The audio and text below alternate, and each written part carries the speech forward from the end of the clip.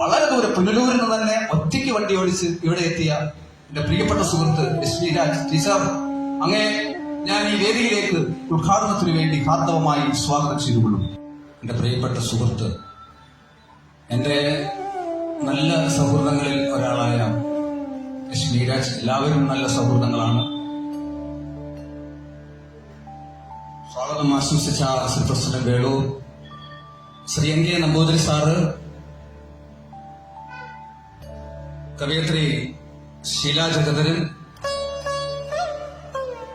നമ്മളെല്ലാ വർഷവും ഇതിപ്പം കോവിഡിന് ശേഷം എനിക്ക് തോന്നുന്നു രണ്ടാമത്തെ പ്രാവശ്യമാണ് നമ്മൾ ഈ വാർഷിക ആഘോഷ പരിപാടികൾ നടത്തുന്നത്. കഴിഞ്ഞ വർഷം നമ്മുടെ ശ്രീ രാഹുൽ ഈശ്വർ, പ്രശസ്ത ചാനൽ അവതാരകൻ ശ്രീ രാഹുൽ ഈശ്വറാണ് പരിപാടി നടത്തുവാനായിട്ട് ഇതിന്റെ ഉദ്ഘാടനത്തിനെത്തിയത്. ഈ പ്രാവശ്യം നമ്മുടെ ഏറ്റവും പ്രിയകരിയായ ലക്ഷ്മിരാജ് അബുദാബി അവാർഡ് അടക്കം കേരള സാഹിത്യ അക്കാദമിയുടെ കനകശ്രീ അവാർഡ് അടക്കം ഒത്തിരിയേറെ അവാർഡുകൾ വാങ്ങിയ കവയിത്രി, അധ്യാപിക കൂടിയാണ്.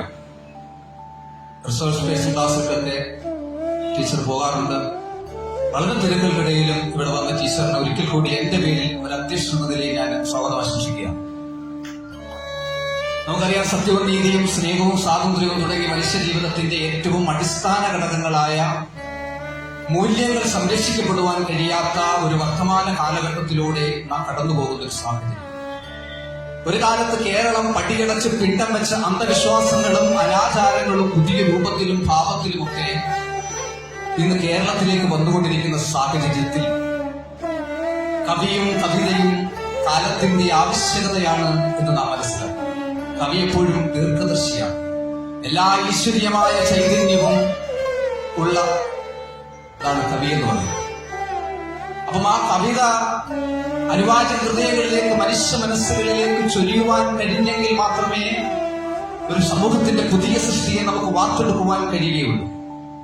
സുഗതകുമാരി ടീച്ചർ പറഞ്ഞതുപോലെ കണ്ണുകൾക്കപ്പുറമുള്ള കണ്ണുകൾ കൊണ്ട് കാഴ്ചകൾക്കപ്പുറമുള്ള കാഴ്ചകൾ കാണുവാൻ കഴിയുന്ന ഒരു സംസ്കാരം ഇവിടെ പടുത്തുയർത്തേണ്ടതുണ്ട്. ഇന്ന് കണ്ണില്ലാത്തൊരു സംസ്കാരമാണ് ഇവിടെ നടനമാടുന്നത്. ആധുനികതയുടെ പരക്കം പാച്ചിലിൽ നമുക്ക് നഷ്ടമായിക്കൊണ്ടിരിക്കുന്ന ധാർമ്മിക മൂല്യങ്ങളുടെ വീണ്ടെടുക്കൽ, ആ ധാർമ്മിക മൂല്യങ്ങളുടെ വീണ്ടെടുക്കലാകണം ഓരോ കവിയുടെയും ഉദാത്തമായ ഉത്തരവാദിത്വം. നിഷ്പക്ഷമായിരിക്കുന്ന കവി ഒന്നിന്റെയും പിറകെ പാടാതെ തന്റെ ഇടത്തോടുകൂടി വിരച്ചുകൊണ്ട് ഈശ്വരൻ തെറ്റ് ചെയ്താൽ പോലും CP രാമസ്വാമിയെ പോലെ ഈശ്വരൻ തെറ്റ് ചെയ്താൽ പോലും കൈചൂണ്ടി പറയുവാനുള്ള ധാർമ്മിക ഉത്തരവാദിത്വം, ആ ധാർമ്മിക ഉത്തരവാദിത്വമുള്ള ഒരു സംസ്കാരത്തെയാണ് നാം ഇവിടെ കെട്ടിപ്പടുത്തേണ്ടത്. അതിന് കവിത, നമ്മുടെ അനിവധ്യ സുന്ദരമായ കവിതകൾ കാലഘട്ടത്തിന്റെ ആവശ്യമാണ്. നമുക്കറിയാം, കവി മരിച്ചാലും കവിത ജീവിക്കുന്നു. മനസ്സിൽ എത്രയോ കാലങ്ങളായി നമ്മുടെ സ്മൃതിപഥങ്ങളിൽ അലയടിച്ചുയരുന്ന ചില കവിതകളുണ്ട്. എത്ര കാലം ഈ ഭൂമിയുണ്ടെന്നറിയാതെ മത്സരിച്ചിരുന്നത് എന്തിനു നാം ഇത് ആരെഴുതാണെന്ന് എനിക്കറിയില്ല. ഇത് ആരെഴുതാണെന്ന് എനിക്കറിയില്ല. ലക്ഷ്മിരാജ് ടീച്ചറിന് അറിയായിരിക്കും, അല്ലെങ്കിൽ എന്നേക്കാൾ അറിവുള്ള ഇവിടെ കവി പണ്ഡിതന്മാരുണ്ട്, അവർക്കൊക്കെ അറിയായിരിക്കും.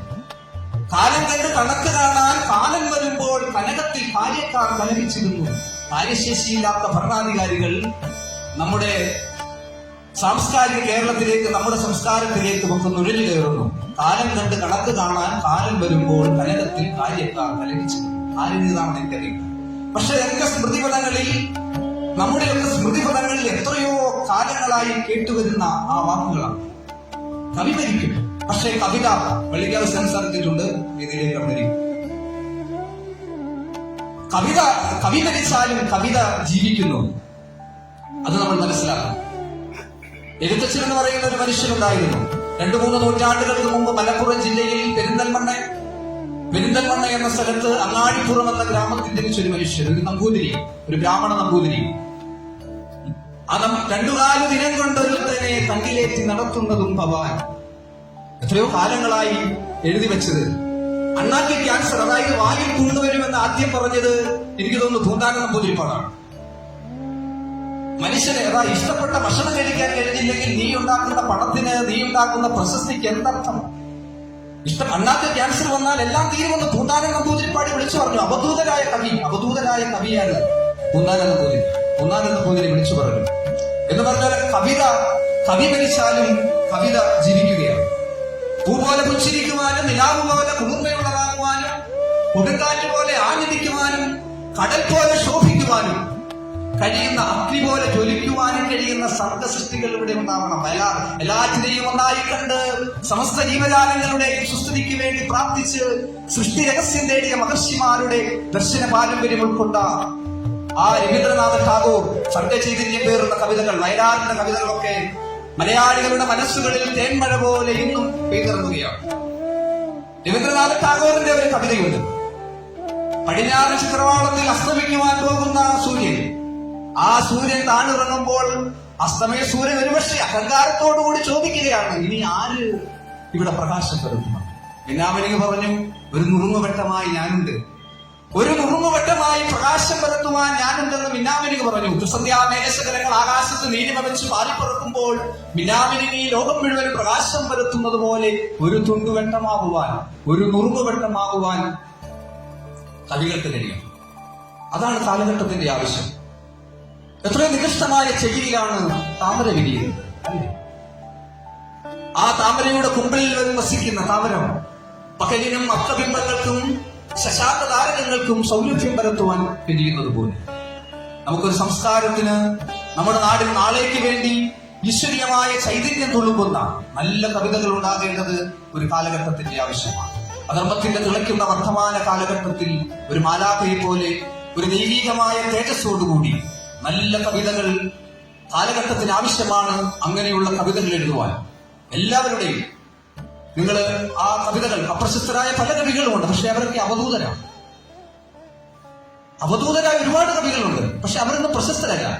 ഇന്നിപ്പോ അക്ഷരങ്ങൾ കൂട്ടി എഴുതാൻ അറിയാവുന്നവരെല്ലാം കവികളാണ്. പേരിന് മുമ്പിൽ ഡോക്ടറേറ്റ് ഉണ്ടെങ്കിൽ അവർ കവികളാണ്. അവർ ഡോക്ടറേറ്റ് ഉള്ളവരൊന്നും കവികളല്ല എന്നല്ല ഞാൻ സമർത്ഥിച്ചതിന്റെ അർത്ഥം. നല്ല കവിതകൾ, മൂല്യബോധമുള്ള കവിതകൾ, ധാർമ്മികത തുളുമ്പുന്ന മധുര മനോഹരമായ കവിതകൾ, എന്നും ജീവിക്കുന്ന കവിതകൾ ഉണ്ടാവണം.